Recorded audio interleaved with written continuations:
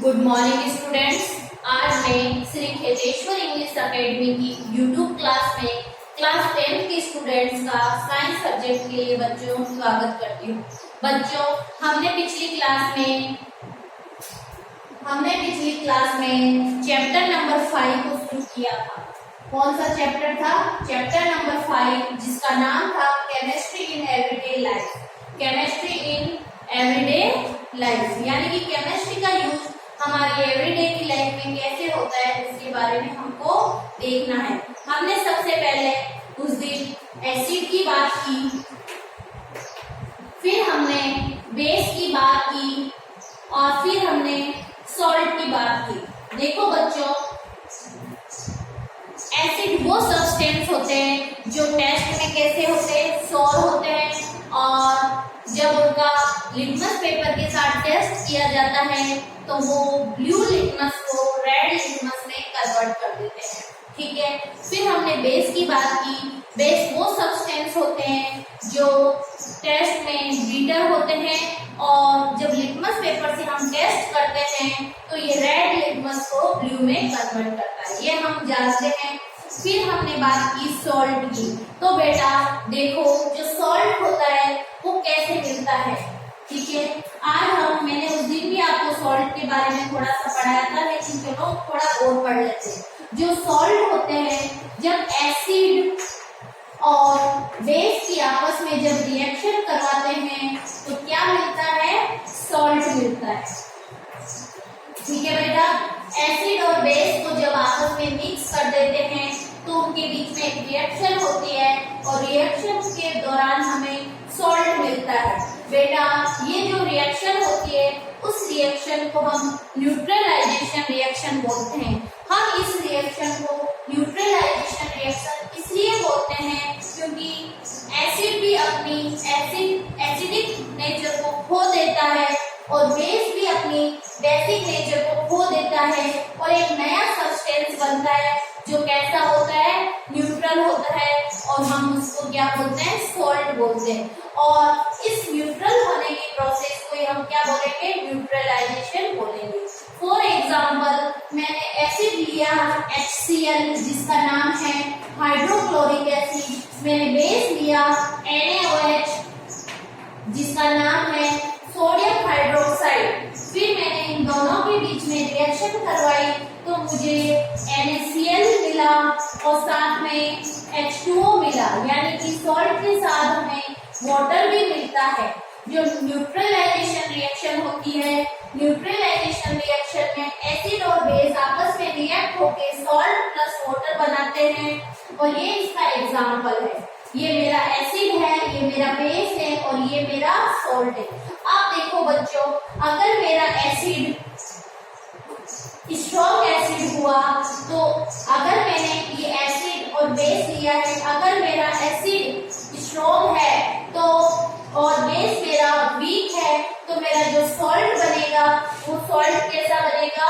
Acidic nature का बनेगा। अगर मेरा बेस स्ट्रॉन्ग है और मेरा एसिड वीक है तो मेरा जो सॉल्ट बनेगा वो बेसिक नेचर का बनेगा। लेकिन अगर मेरा एसिड भी स्ट्रॉन्ग है और मेरा बेस भी स्ट्रॉन्ग है तो मेरा सॉल्ट न्यूट्रल बनेगा। इस केस में HCl भी स्ट्रॉन्ग है, NaOH भी स्ट्रॉन्ग है, तो ये क्या बना? कैसा बना? न्यूट्रल नेचर का बना है। देखो, जो एसिड के स्ट्रॉन्ग और उसकी मैं आपको रिएक्शन के साथ बता देती हूँ। देखो बच्चों, मेरे पास HCl है जो कि क्या है? स्ट्रॉन्ग एसिड है। ठीक है, और साथ में मैंने NH4OH लिया, अमोनियम हाइड्रोक्साइड लिया, वो कैसा है? वीक बेस है। ठीक है, वीक बेस है। और जब मैंने रिएक्शन करवाई, जब न्यूट्रलाइजेशन रिएक्शन हुई तो क्या बना? ये तो है प्लस और ये है माइनस, ये आपस में जुड़ गए, ये प्लस और ये माइनस, तो NH4Cl और साथ में मेरा H2O बना, इसका नाम है अमोनियम क्लोराइड। अब मेरा एसिड स्ट्रॉन्ग है तो इसकी नेचर कैसी होगी? इसकी नेचर एसिडिक होगी। ये एसिडिक नेचर का होगा। बच्चों समझ में आ रहा है? अगर मेरा एसिड स्ट्रॉन्ग है और मेरा बेस वीक है तो मेरा जो सॉल्ट बनेगा वो एसिडिक नेचर का बनेगा। इसी तरह अगर मैं आपके साथ अब क्या करूंगी, एसिड, अब मैंने यहाँ पर एसिडिक एसिड CH3COOH, ये कौन सा एसिड है बेटा? इसका नाम है एसिडिक एसिड। एसिडिक एसिड हमने विनेगर में देखा था। विनेगर के अंदर कौन सा एसिड होता है? Acidic acid. तो एसिडिक एसिड है वो कैसा होता है? वीक एसिड होता है। और साथ में मैंने इसकी NaOH से रिएक्शन करवाई जो कि कैसा है? स्ट्रॉन्ग बेस है। तो बेटा मेरे को क्या मिला? ये मेरा माइनस है और ये मेरा प्लस है, तो CH3COONA यानी कि सोडियम एसिटेट मिला जो कि कैसा होगा? सॉल्ट है और ये बेसिक नेचर का होगा, बेसिक नेचर का होगा। ठीक है, और साथ में मुझे क्या मिला? Water H2O। तो बच्चों, और पहले मैंने आपको HCl प्लस NaOH की कराई, इसमें दोनों क्या थे? स्ट्रॉन्ग थे, इसलिए जो सॉल्ट बना वो कैसा बना? न्यूट्रल बना। तो समझ में आ रहा है आपको? देखो फिर हमें जो ये सॉल्ट है, ये सॉल्ट के बॉइलिंग और मेल्टिंग पॉइंट बहुत ज्यादा हाई होते हैं। आपने सॉल्ट बॉइलिंग और मेल्टिंग पॉइंट क्लास 9 में पढ़ा। बॉइलिंग पॉइंट यानी कि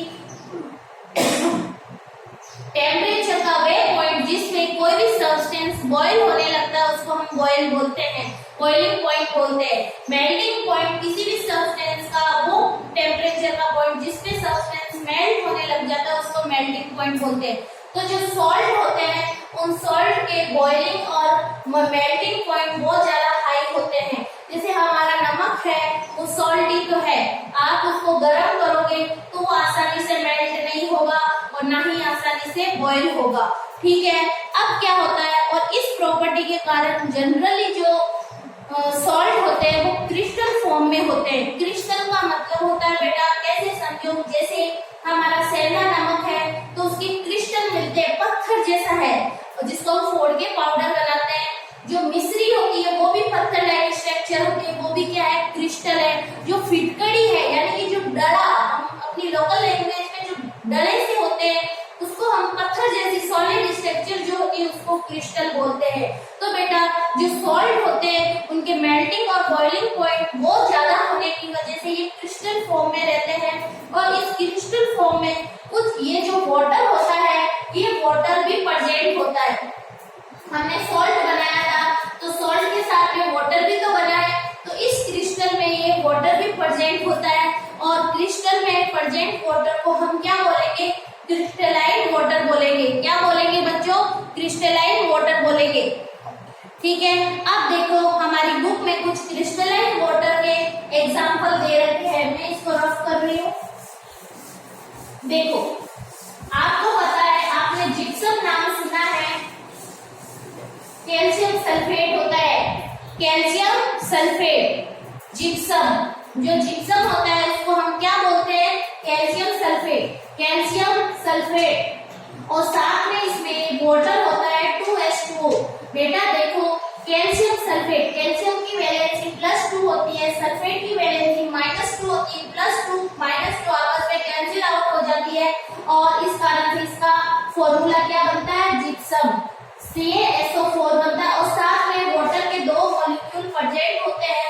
इस वाटर मॉलिक्यूल को हम क्या बोलेंगे? जिप्सम, क्रिस्टलाइन वाटर बोलेंगे। जब इस जिप्सम को हम गर्म करते हैं तो ये वाटर मॉलिक्यूल उड़ जाते हैं और CaSO4 डॉट हाफ H2O यानी कि आधा H2O, हाफ H2O मॉलिक्यूल रह जाता है। इसको हम POP बोलते हैं, POP यानी कि प्लास्टर ऑफ पेरिस बोलते हैं। तो समझ में आया बेटा? इस फॉर्मूले में जो वाटर मॉलिक्यूल नजर आ रहा है ये वाटर मॉलिक्यूल क्रिस्टलाइन वाटर कहलाता है। इसी तरह हमारी Al यानी फिटकड़ी जो होती है उसका क्या फॉर्मूला है? कोई बताएगा मेरे को? K2SO4 N2SO4 का होल थ्राइस और 24H2O। K2SO4 Al2SO4 का होल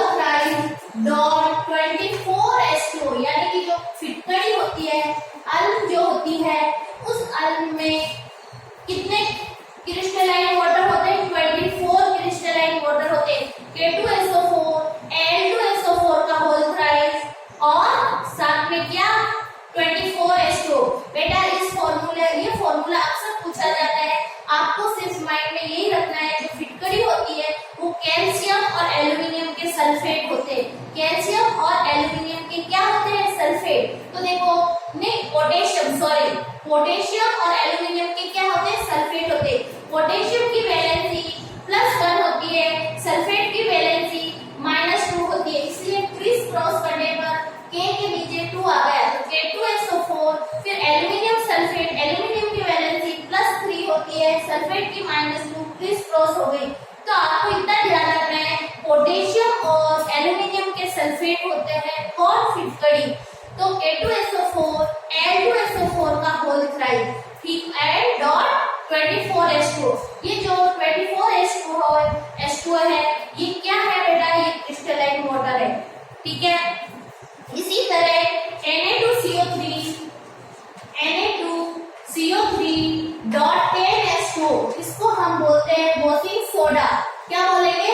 वॉशिंग सोडा। कल मैंने NaOH बताया था, उसको हमने कास्टिक सोडा बोला, और ये कौन सा है? वॉशिंग सोडा है, सोडियम कार्बोनेट, है ना, सोडियम कार्बोनेट। और .10H2 ये क्या है? ये है वॉशिंग सोडा और इसका नाम है सोडियम कार्बोनेट। तो ये क्या है? इसमें क्रिस्टलाइन वाटर है। अब बच्चों हमने सॉल्ट की थोड़ी डेफिनेशन देखी, हमने एसिड और बेस की डेफिनेशन देखी है, लेकिन हम बेटा एसिड को सिर्फ इसी बेस पे नहीं बांट सकते हैं कि जो एसिड होते हैं वो खट्टे होते हैं और जो बेस होते हैं वो बीटर होते हैं। और अब हम इसमें हमारे सामने 3 साइंटिस्ट आते हैं जिन्होंने अलग अलग थ्योरी दी थी अपनी। तो उन थ्योरी के अकॉर्डिंग हम एसिड और बेस की डेफिनेशन को देखेंगे। तो पहले आप एक बार इसको नोट डाउन कर लीजिए, फिर मैं आपको आगे बढ़ती हूँ।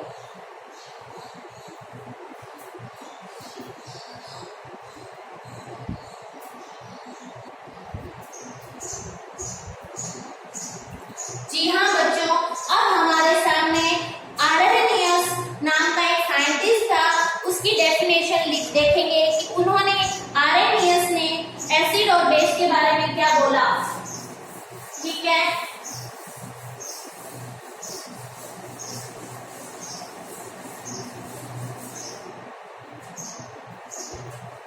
ये एक साइंटिस्ट थे बेटा जिनका नाम था आर्हेनियस।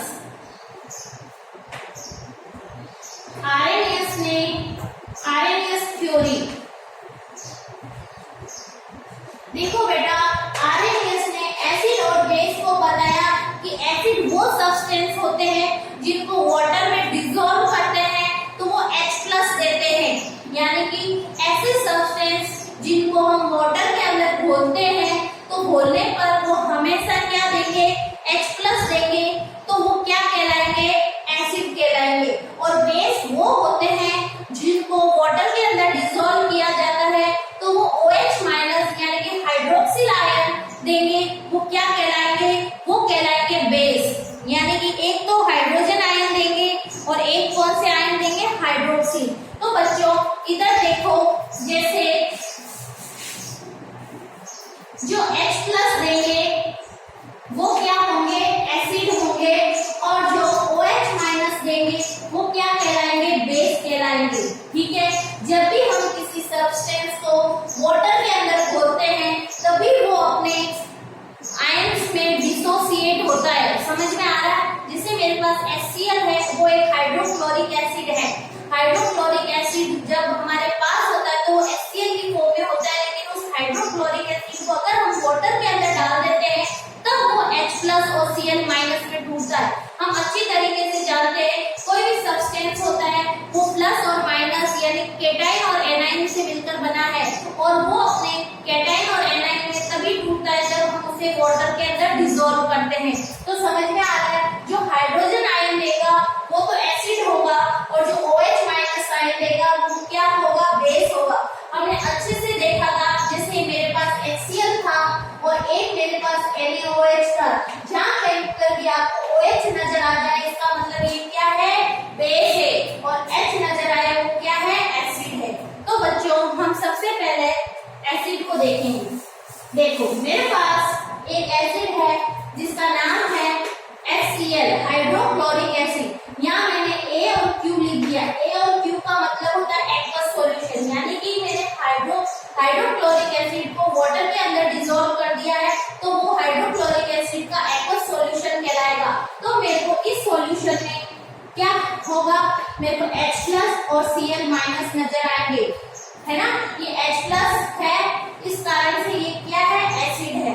इसी तरह मेरे पास HNO3 जिसको नाइट्रिक एसिड बोलते हैं, HNO3, इसको भी मैं अगर इसका भी मैं एक्वस सॉल्यूशन बनाऊं तो मुझे क्या मिलेगा, H+ और NO3- आयंस मिलेंगे, H+ और साथ में NO3-, यानी कि ये कौन सा है, नाइट्रिक एसिड है। और जब नाइट्रिक एसिड का मैं एक्वस सॉल्यूशन बनाती हूँ तो मुझे H+ और NO3-, यानी मुझे H+ नजर आ रहा है, it's mean this is acid, ठीक है।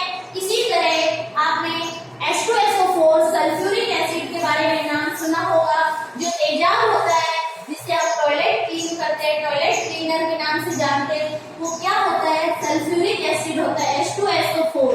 जब मैंने H2SO4 को वाटर के अंदर डिसॉल्व किया तब भी मेरे को क्या नजर आया, H+ और SO4-2। तो यहाँ पर मैं इसकी बैलेंस ही कंप्लीट कर दूंगी तो ये 2 हो जाएंगे, यानी कि ये क्या मिला मेरे को, जब H2SO4 को मैं वाटर सॉल्यूशन के अंदर डिसॉल्व करती हूँ तो मुझे H+ मिला और साथ में सल्फेट आयन मिले, सल्फेट -2 है। इस कारण से मैंने आपको रिएक्शन बैलेंस करना सिखाया था 9th में, तो आपको पता है हम इसको बैलेंस कर सकते हैं क्योंकि यहाँ वाटर के कितने मॉलिक्यूल्स है, कितने एटम है, 2, तो यहाँ पर भी हमें कितने चाहिए, 2। तो बेटा हमें H+ मिला, इसका मतलब ये भी क्या है, एसिड है। इसी तरह हम एसिडिक एसिड की बात करेंगे, CH3COOH, एसिडिक एसिड, यानी कि विनेगर में जो एसिड प्रेजेंट होता है उसका नाम एसिडिक एसिड होता है और इसका फॉर्मूला ये है। जब मैं इसका एक्वस सॉल्यूशन बनाऊंगी तो इससे क्या रिलीज होगा, H+ रिलीज होगा और साथ में एसिटेट आयन रिलीज होगा।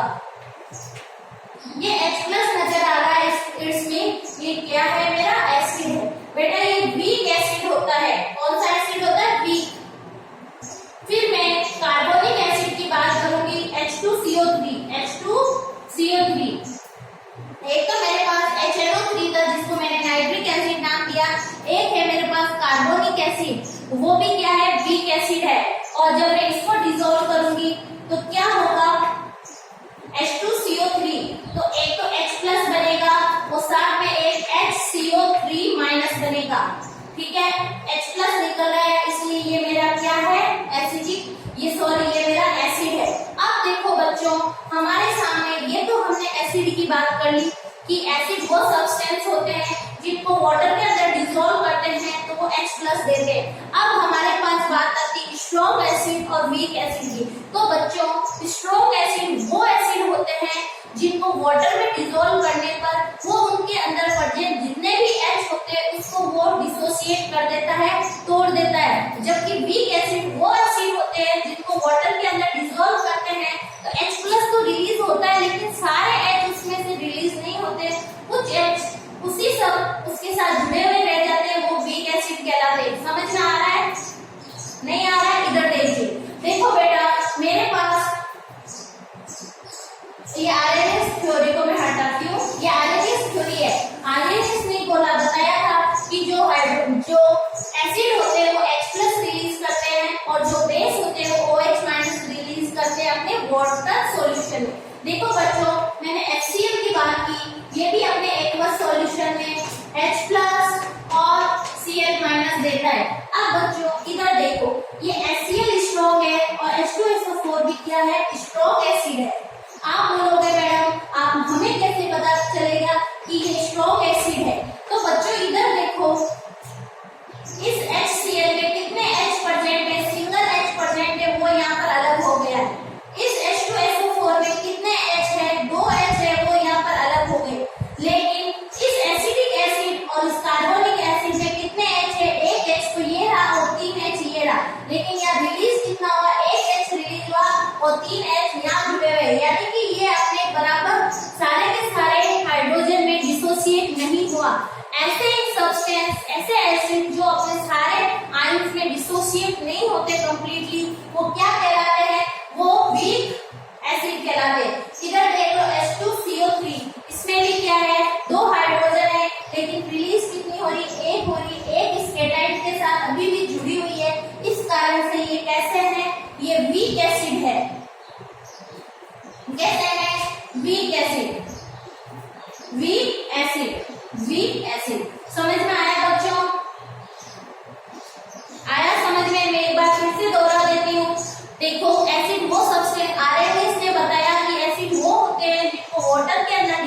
करते हैं तो H प्लस में, और H प्लस में क्या होते हैं, H प्लस रिलीज करते हैं, ठीक है।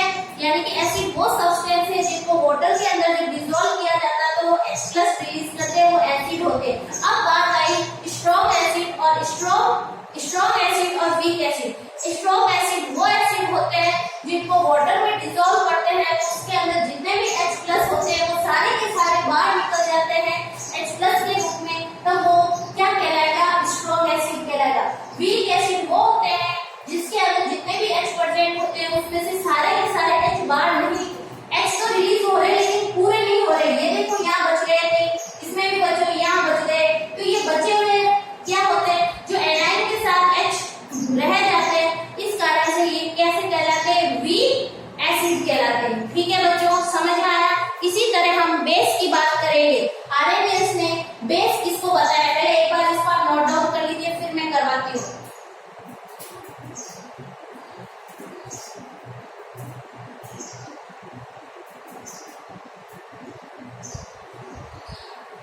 जी हाँ बच्चों, मैं इसको रफ कर रही हूँ।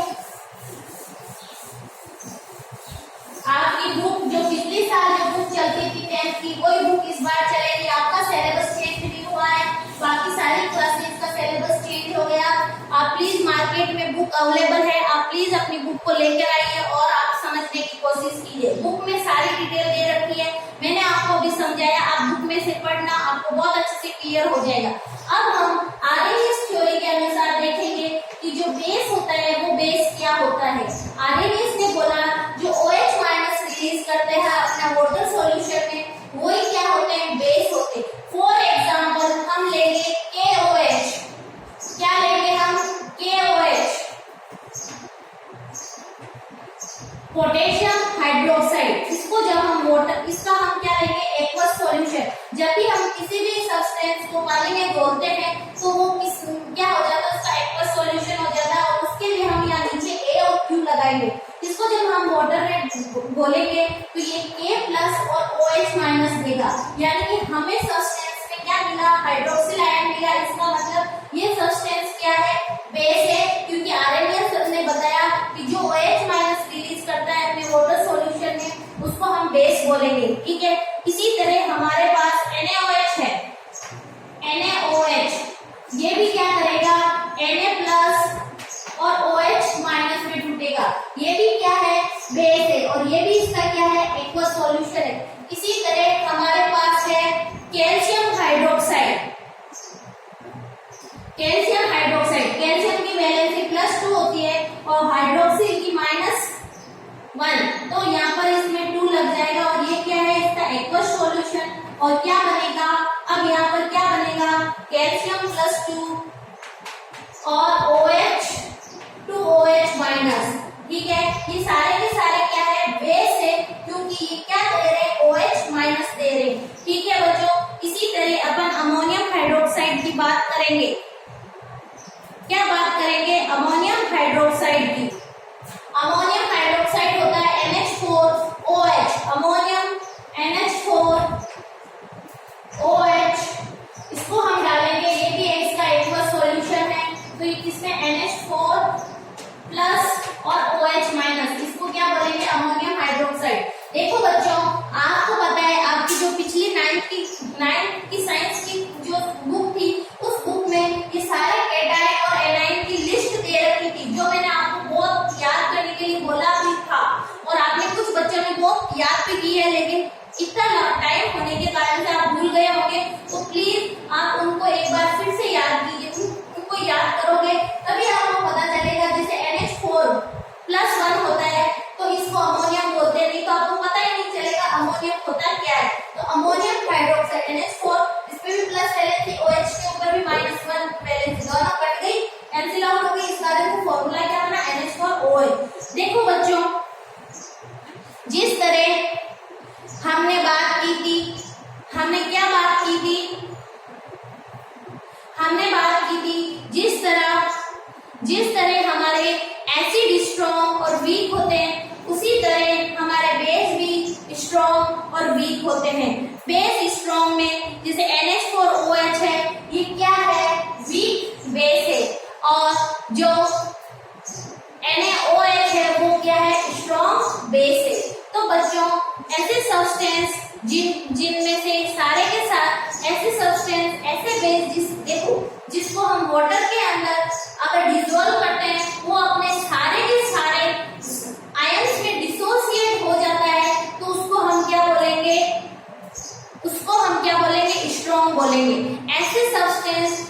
वाटर के अंदर डिसॉल्व किया जाता है और वो अपने सारे आयंस में डिसोसिएट हो जाता है तो वो स्ट्रॉन्ग होगा।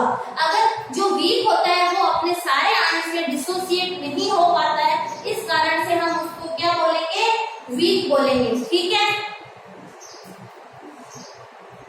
और आपको पता है जब एसिड और बेस को आपस में हम रिएक्ट करवाते हैं तो H+ और OH- दोनों से रिलीज होते हैं और वो आपस में क्या होते हैं, इंटरमिक्स होकर वाटर बनाते हैं। और एसिड और बेस को जब आपस में रिएक्शन करवाते हैं तो वो न्यूट्रलाइजेशन रिएक्शन कहलाती है। और न्यूट्रलाइजेशन रिएक्शन कैसी होती है, एक्सोथर्मिक रिएक्शन होती है, क्योंकि हीट बहुत ज्यादा बाहर निकलती है। ठीक है बच्चों। अब हम बात करेंगे जो एक नेक्स्ट अंकल थे, एक नेक्स्ट साइंटिस्ट थे, उन्होंने क्या बताया, एसिड और बेस की अलग डेफिनेशन दी। यानी कि हमने एसिड और बेस की दो तरह की डेफिनेशन तो अभी तक देखी है। पहली तो हमने उसके टेस्ट के बेस पे देखी है, दूसरी हमने आरएनएस थ्योरी के अनुसार देखा। आरएनएस ने बताया कि जो H+ रिलीज करते हैं वो एसिड होते हैं, जो OH- रिलीज करते हैं वो बेस होते हैं। फिर एक अंकल आते हैं, एक साइंटिस्ट आते हैं जिनका नाम है ब्रोंस्टेड और लोरी। यानी कि ये दो साइंटिस्ट है, एक का नाम है ब्रोंस्टेड, दूसरे का है लोरी। इन्होंने एसिड और बेस के बारे में क्या बताया, ये हम कल की क्लास में पढ़ेंगे। ठीक है। कौन सी क्लास में पढ़ेंगे, कल की क्लास में पढ़ेंगे। पहले आप इसको नोट डाउन कर लीजिए, फिर मैं थोड़ा रिवीजन करवा देती हूँ।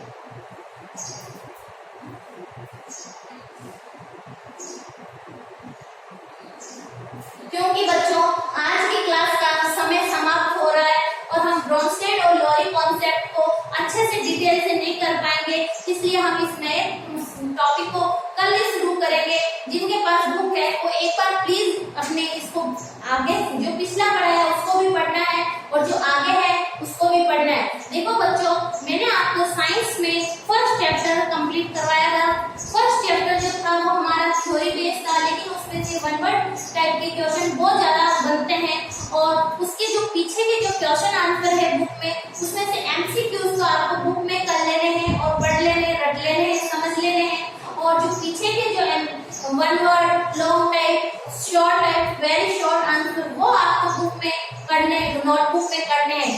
देखो बच्चों, हर एक क्वेश्चन जिस तरह से 6 से 7 को करवाती हूँ वैसे तो मैं आपको करवा नहीं सकती हूँ। आप क्वेश्चन जो भी है वो आप अपनी कॉपी में कर लीजिए ताकि आंसर अच्छे से डिटेल से, ताकि पढ़ते और सिर्फ आंसर, क्योंकि आपका मैक्सिमम चैप्टर जो पीछे बुक के पीछे क्वेश्चन दे रखे उसी से क्या होता है, क्लियर हो जाता है। तो आज हमने आरएनएस थ्योरी पढ़ी थी। आरएनएस थ्योरी में हमने ये देखा जो एसिड होते हैं वो H+ रिलीज करते हैं और जो बेस होते हैं वो OH- रिलीज करते हैं, जिसको हाइड्रोक्सिल आयन बोलते हैं। ठीक है बच्चों, thank you very much, thank you class.